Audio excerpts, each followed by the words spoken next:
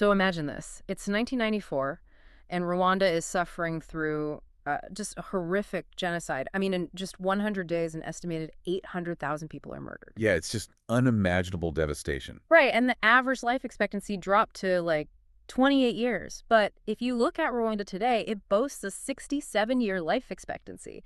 It's the 15th fastest growing economy in the world. People actually call it the Singapore of Africa now, which is, quite the jump. It's a massive jump. So in this deep dive, we're looking at a huge stack of economic reports, historical data, and political analyses to analyze the mechanics behind this explosive recovery. And we also need to explore the really intense debate over the true cost of this economic miracle.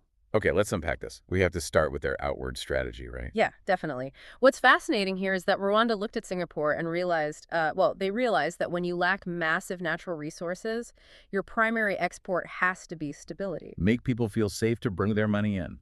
Exactly. They needed a blueprint focused on geographic centrality and just an extreme ease of doing business to convince foreign money it was safe to invest. And, I mean, the data shows it's working. They rank 29th globally for ease of doing business, which is really impressive. They aggressively tackle corruption, and they famously sponsor Arsenal Football Club. Right, the whole Visit Rwanda campaign on the jerseys. Yeah. Plus, they are building out geographic centrality through their national airline, Rwandair. But I have to ask, are they essentially running the country like a Silicon Valley startup, like prioritizing efficiency and PR above all else? How does slapping a logo on an Arsenal jersey actually fix an economy? It's a fair question. By sponsoring Arsenal, they aren't just, buying ad space. They are buying legitimacy, Putting their brand on screens in millions of Western homes. right? Effectively rewriting their global narrative from a place of tragedy to a premier tourist and business destination. And Rwanda solves the logistical nightmare of being a landlocked country. But PR and flights alone don't build an economy. You have to look at how the government actually manages the money coming in. Which they do by carefully controlling what they call the deal space. But wait, what does that mean in practice? Are we talking about a monopoly where the government just hoards all the business contracts? If we connect this to the bigger picture, it's a highly intentional dual system. On one hand, they have open deals, which is your standard free market competition to spur innovation. Oh, like when they opened up the agricultural sector? Exactly. Allowing dozens of independent exporters to freely compete and build new washing stations in the coffee industry. Okay, but wait, if they are heavily promoting free markets for things like coffee, isn't the government's tight grip on massive strategic investments completely contradictory? It is, but it's a calculated contradiction. Because alongside those open deals, they utilize closed ordered deals for strategic national interests.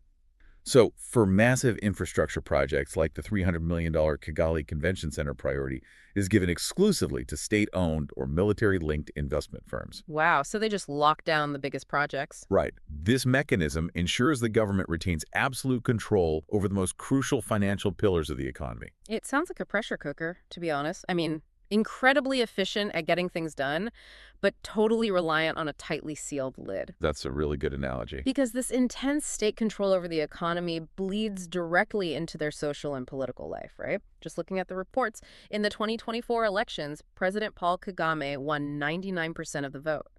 And citizens are subject to mandatory monthly community cleaning days. Yeah, and Freedom House, the major international watchdog for democracy, gives Rwanda a score of just 21 out of 100 regarding political rights and civil liberties.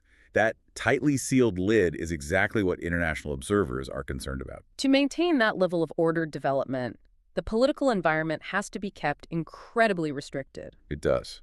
And this raises an important question about regional stability as well. International observers, including the UN, report that Rwanda supports the M23 rebels, an armed militant group operating in the neighboring Democratic Republic of the Congo. Right, though we should note the Rwandan government strongly denies this, citing strict national security concerns around their borders. But still, the international scrutiny from foreign investors and human rights groups is heavy. It's incredibly heavy. The entire model currently relies almost entirely on one highly centralized administration holding that lid down. So what does this all mean? For you listening, Rwanda serves as the ultimate modern case study of the tension between rapid state-directed development and democratic freedom. They have achieved something economically incredible, absolutely. But the pressure inside that cooker is intensely regulated, which is the ultimate stress test for this type of system. Which leaves us with this to think about. Can an authoritarian economic miracle ever successfully outlive its founding architect? Or does the absolute control required to build it guarantee a crisis when it's finally time to pass the baton?